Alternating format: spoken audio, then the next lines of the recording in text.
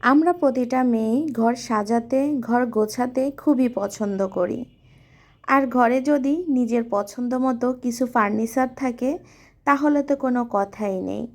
আমি যখন ঢাকায় এসেছি শূন্য হাতে এসেছি। তারপর কিছুদিন পরে একটা সেমি বক্স খাট বানিয়ে নিয়েছি। আর কিছুদিন আগে আলহামদুলিল্লাহ একটা বক্স খাট বানিয়েছি, যেটা আমার পছন্দের একটা ডিজাইন দিয়ে তৈরি করা হয়েছে। আমার হাজব্যান্ড আমার শখটা পূরণ করেছে আলহামদুলিল্লাহ। আল্লাহর কাছে হাজার হাজার শুকরিয়া। একটা সময় শূন্য হাতে এই শহরে এসেছি। আজকে আলহামদুলিল্লাহ যতটুকু প্রয়োজন অতটুকু ফার্নিচার আমার বাসায় আছে। তাই একটু একটু করে ফার্নিচারগুলোর যত্ন নিচ্ছি। আসসালামু আলাইকুম, কেমন আছেন সবাই? আশা করি সবাই ভালো আছেন। প্রতিদিনের মতো আজকেও আপনাদের কাছে রিকোয়েস্ট থাকবে, একটা লাইক দিয়ে ভিডিওটা দেখা শুরু করবেন। আর আপনাদের এই লাইক আমাদের জন্য অনেক উপকারী। আর সুন্দর সুন্দর কমেন্ট করে যেতে পারেন ভিডিও সে দেখা শেষ করে। আর যদি ভালো লাগে একটা সাবস্ক্রাইব করে পাশে থাকতে পারেন।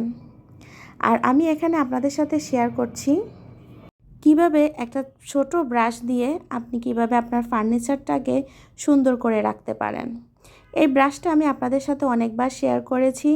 এই ব্রাশটা এত ভালো কাজ করে, বিশ্বাস করবেন না। আপনি যখন কিনে ব্যবহার করবেন বা আপনি যখন ব্যবহার করছেন তখন আপনি এটা জানতে পারবেন যে আসলে কতটুকু ব্রাশটা কার্যকারী।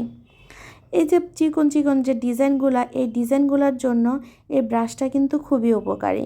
আমি এই ব্রাশটা দিয়ে প্রতিটা ডিজাইন থেকে বালুটা সরিয়ে দিয়েছি। আর এখন আমি একটা গেঞ্জি দিয়ে ফার্নিচারটা মুছে নিচ্ছি, কেননা এই গেঞ্জিগুলো কিন্তু খুবই সফট। আপনি এভাবে যদি গেঞ্জিটা দিয়ে মুছে নেন তাহলে কোনো বালু আপনার এই ফার্নিচারের মধ্যে থাকবেই না।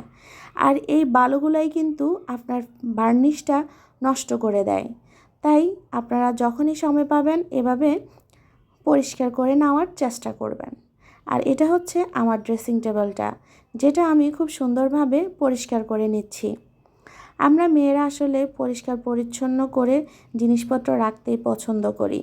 আর এইসব ফার্নিচার যদি আপনি পরিষ্কার করে না রাখেন তাহলে যে বার্নিশটা করা হয়েছে এই বার্নিশটা কিন্তু খুব তাড়াতাড়ি নষ্ট হয়ে যাবে। আর এখন আমি এই ব্রাশটা দিয়ে প্রতিটা ডিজাইন পরিষ্কার করে নিচ্ছি। আর এই বক্সটাতে আমি কিভাবে সব কিছু গুছিয়ে রেখেছি সেটা আপনাদের সাথে একটু শেয়ার করে নিলাম। আমার এখানে উপরের গোলাপি বক্সটাতে আমার মেয়েদের সব রকমের গলার মালা, মানে গয়না টাইপের যে জিনিসগুলো থাকে ওগুলো আছে। আর নিচেরটাতে কসমেটিক টুকটাক সেগুলো আছে।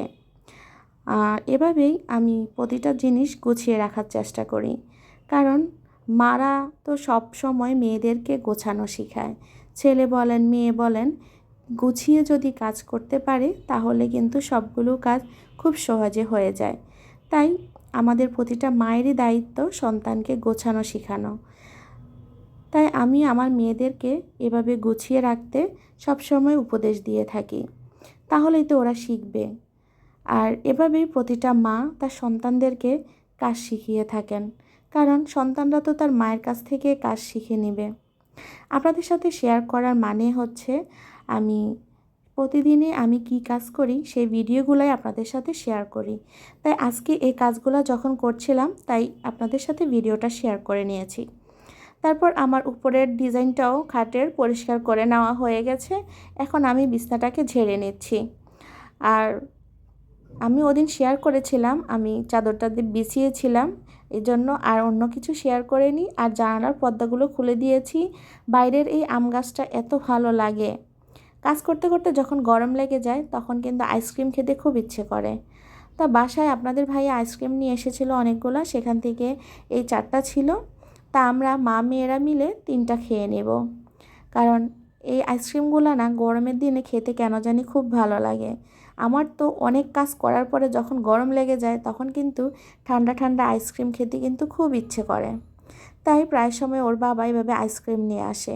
আমি বক্সের আইসক্রিমটা তেমন একটা খেতে আমার ভালো লাগে না, তাই সব সময় এরকম আইসক্রিম নিয়ে আসে।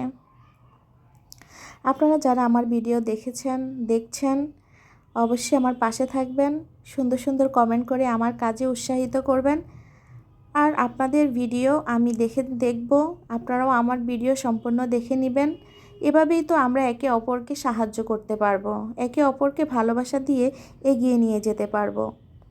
সবাই ভালো থাকবেন, সুস্থ থাকবেন। আজকে এই পর্যন্তই। সবাই সবার জন্য দোয়া করবেন। আল্লাহ হাফেজ।